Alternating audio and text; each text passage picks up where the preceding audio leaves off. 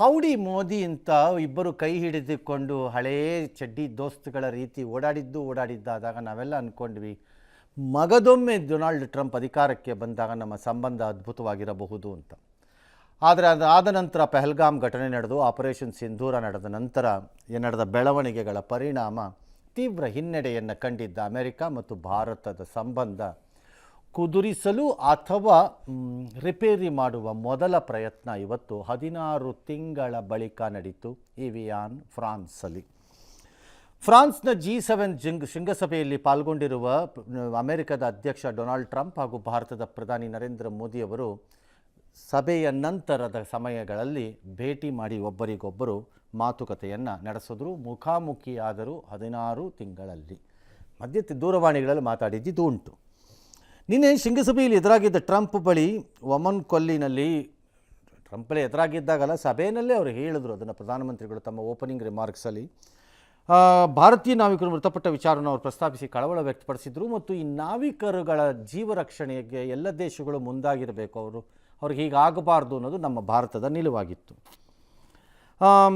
Iran ಜೊತೆಗಿನ ಒಪ್ಪಂದದಲ್ಲಿ ನಾವಿಕರ ಸುರಕ್ಷತೆ ವಿಷಯವೂ ಇರುತ್ತೆ ಅಂತ ನಾನು ಅಂದ್ಕೊಂಡಿದ್ದೀನಿ ಅನ್ನೋದನ್ನು ಇವತ್ತು ಪ್ರಧಾನಿ ತಮ್ಮ ಇಬ್ಬರ ಮುಖಾಮುಖಿ ಭೇಟಿಯಲ್ಲಿ ಈ ಪ್ರಸ್ತಾಪವನ್ನು ಮಾಡಿದ್ರು. ಅದಕ್ಕೆ ನೇರ ಉತ್ತರವನ್ನು ಟ್ರಂಪ್ ಏನು ಕೊಡಲಿಲ್ಲ. ಇದು ರಫ್ ವ್ಯವಹಾರಗಳು, ಅಂದರೆ ಉದ್ಯೋಗಗಳು, ಇವೆಲ್ಲ ನಾನು ಒಪ್ತೀನಿ ಅದನ್ನು, ಬಟ್ ಆದರೆ ನಾವಿಬ್ಬರು ಅದನ್ನು ರಿಸಾಲ್ವ್ ಮಾಡ್ಕೋತೀವಿ ಅಂತ ಅಂದರೆ ಹೊರತು ಸಾರಿ ನಾವು ಹೊಡೆದ್ವಿ 3 ಹಡಗಿಗೆ ನಿಮ್ಮವ್ರು 3 ಜನ ಹೋಗ್ಬಿಟ್ರು ಅದನ್ನು ಆ ಥರದ್ದು ಯಾವುದೂ ಬಂದಿರಲಿಲ್ಲ ಅಲ್ಲಿ. ಇನ್ನು ಈ ಸಭೆಗೆ ಮೊದಲು ಮತ್ತು ಈ ಸಭೆಯಲ್ಲೂ ಎರಡರಲ್ಲೂ ಈಗ ನೀವು ಸ್ಕ್ರೀನ್ ಮೇಲೆ ನೋಡ್ತಾ ಇರೋದು ದ್ವಿಪಕ್ಷೀಯ ಸಭೆ ಇದು. ಅದರಲ್ಲಿ ಟ್ರಂಪ್ ಹೇಳಿದ್ದಿದ್ದು, ಪ್ರಧಾನಿ ಮೋದಿ ಅತ್ಯಂತ ಶಾಂತ ಸ್ವಭಾವದವರು ಮತ್ತು ಸೌಮ್ಯವಾಗಿ ಕಾಣ್ತಾರೆ. Is a very cool and ಆರಾಮ್ ಗೈ, ಅವರು ತುಂಬ ಆರಾಮಾಗಿ ಕಾಣ್ತಾರೆ. ಆದರೆ ಈಸ್ ಎ ಟೋಟಲ್ ಕಿಲ್ಲರ್ ಅಂತಂದರು. ಟೋಟಲ್ ಕಿಲ್ಲರ್ ಅಂತಂದರೆ ಕಿಲ್ಲರ್ ಆ ಇಂಗ್ಲೀಷಿನ ಕಿಲ್ಲರ್ ಪದದ ಅರ್ಥ ಅಲ್ಲ ಅದು. ಅಂದರೆ ಟೋಟಲ್ ಕಿಲ್ಲರ್ ಅಂದರೆ ಒಳ್ಳೆ ಮರ್ಡ್ರ್ ಮಾಡ್ತಾನಪ್ಪ ಅಂತ ಹಂಗಲ್ಲ ಅದು. ಕಿಲ್ಲರ್ ಅಂದರೆ ಈ ಫಿಲಮ್ನಲ್ಲೆಲ್ಲ ಸಾಮಾನ್ಯವಾಗಿ ಹೀರೋಗಳೆಲ್ಲ ತುಂಬ ಮುದ್ದಾಗಿ ಚಾಕ್ಲೇಟ್ ಹೀರೋಗಳ ಥರ ಇದೆ, ಈಸ್ ಎ ಟೋಟಲ್ ಕಿಲ್ಲರ್ ಅಂತ ಹೇಳ್ತಾರಲ್ಲ, ಆ ಥರ. ಅಂದರೆ ಹೆಣ್ಮಕ್ಳ ವಿಚಾರಕ್ಕೆ ಆ ಥರದಲ್ಲಿ ಅದು ಕಿಲ್ಲರ್ ಅನ್ನೋದು ಆ ಥರದ ಇದು. ಅಂದರೆ ಅವರು ನೋಡಲಿಕ್ಕೆ ಸುಂದರ, ಅದನ್ನು ಅವ್ರು ಹೇಳ್ತಾರೆ. ಟ್ರಂಪು ಎಲ್ಲ ಚೆನ್ನಾಗಿದೆ, ನನಗೆ ಭಾಳ ಜನ ಹೇಳ್ತಾರೆ ಈಸ್ ಎ ನೈಸ್ ಗೈ ಅಂತ ಹೇಳ್ತಾರೆ.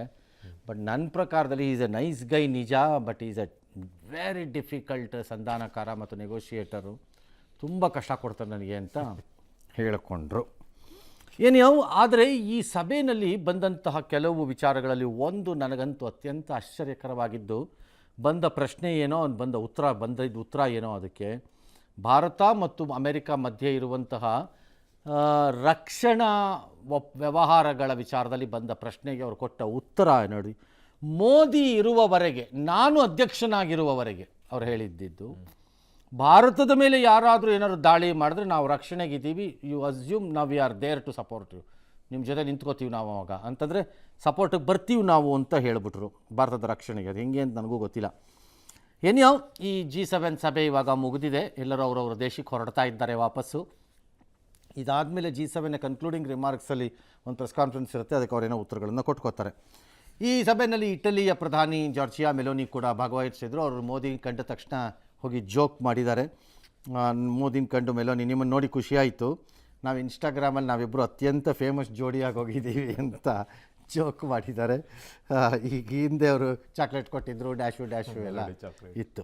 ಈ ಮಧ್ಯೆ ಆ ಸಭೆಯಲ್ಲಿ ಎಲ್ಲರೂ ಸಭೆ ಮುಗಿದೋ ಮೊದಲು ಮಾತಾಡ್ತಾ ಇದ್ದಾಗ ಪ್ರಧಾನಮಂತ್ರಿಗಳು ಬ್ರಿಟನ್ನ ಪ್ರಧಾನಮಂತ್ರಿನ ಇಲ್ಲಿಂದನೂ ಇದ್ದವ್ರನ್ನ ಕರೆದು ಕೈ ಹಿಡಿದು ಎಳ್ಕೊಂಡು ಸೈಡಿಗೆ, ಥ್ಯಾಂಕ್ ಯು ಪ್ರಧಾನಿಯವರೇ, ನಿಮಗೆ ನನಗೆ ನಾವು ಅದನ್ನು ಅನೌನ್ಸ್ ಮಾಡಬೇಕು. ಅದಕ್ಕೆ ಅಲ್ಲಿಯೇ ಪ್ರಧಾನಿ ಕೇಳ್ತಾರೆ, ಹೇಗೆ ಅನೌನ್ಸ್ ಮಾಡೋಣ, ನಿಮ್ಗೇನಾದ್ರು ಸುಮ್ಮನೆ ಒಂದು ಸ್ಟೇಟ್ಮೆಂಟ್ ಕೊಟ್ಬಿಡೋಣವಾ ಅಥವಾ ಏನಾದ್ರು ಬೇರೆ ಏನಾದ್ರು ವಿಶೇಷವಾಗಿ ಒಂದು ಆಲೋಚನೆ ಮಾಡ್ತಾ ಇದ್ದೀರಾ, ಏನು ಸಮಾಚಾರ ಅಂತ ಕೇಳ್ತಾರೆ. ಅದು ಅಲ್ಲಿ ಇದ್ದಿದ್ದ ಇದ್ರ ಮೈಕ್ಸಲ್ಲಿ ಕ್ಯಾಚ್ ಆಗಿಬಿಟ್ಟಿದೆ. ಅದು ಏನು ಅಂತೆಲ್ಲ ಹುಡುಕಿದ್ದಾರೆ ಭಾರತದಲ್ಲಿ. ಏನದು ಥ್ಯಾಂಕ್ ಯು ಹೇಳಿದ್ದು ನಮ್ಮ ಪ್ರಧಾನಿ ಆ ಪ್ರಧಾನಿಗೆ ಮಾಡಿದ್ದಕ್ಕೆ ಅಂದರೆ, ಜುಲೈ 15ನೇ ತಾರೀಕಿಂದ ನಮ್ಮಿಬ್ಬರ ಮಧ್ಯೆ ಮುಕ್ತ ವ್ಯಾಪಾರ ಒಪ್ಪಂದ ಆಗಿರೋದು ಜಾರಿಗೆ ಬರೋ ದಿನವಾಗಿ ಪ್ರಕಟ ಮಾಡ್ತಿದ್ದಾರೆ.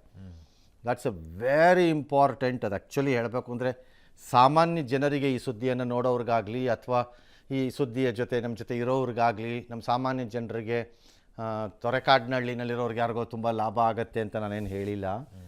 ಬಟ್ ಒಂದು ದೇಶವಾಗಿ ಹೇಳ್ತಾ ಇದ್ದೀನಿ, ಅದು ಅತ್ಯಂತ ಇಂಪಾರ್ಟೆಂಟ್ ಅನೌನ್ಸ್ಮೆಂಟ್ ಆಗುತ್ತೆ ಒಂದು ದೇಶದ ವಿಚಾರದಲ್ಲಿ. ನಮ್ಮ ಇಬ್ಬರ ನಡುವೆ ಮುಕ್ತ ವ್ಯಾಪಾರ ಒಪ್ಪಂದ, ಫ್ರೀ ಟ್ರೇಡ್ ಅಗ್ರಿಮೆಂಟ್ ಆಗಿದೆ, ಆಗೋಗಿದೆ ಅಗ್ರಿಮೆಂಟ್, ಏನೋ ಜಾರಿಗೆ ಬರಬೇಕಾಗಿತ್ತದು, ಅದು ಈಗ 15ನೇ ತಾರೀಕಿಂದ ಜಾರಿಗೆ ಬರುತ್ತೆ. ಸತ್ಯ ಅಂದ್ರೆ ಎಲ್ರಿಗೂ ಬೇಜಾರು, ಕಣ್ಣಲ್ಲಿ ನೀರು.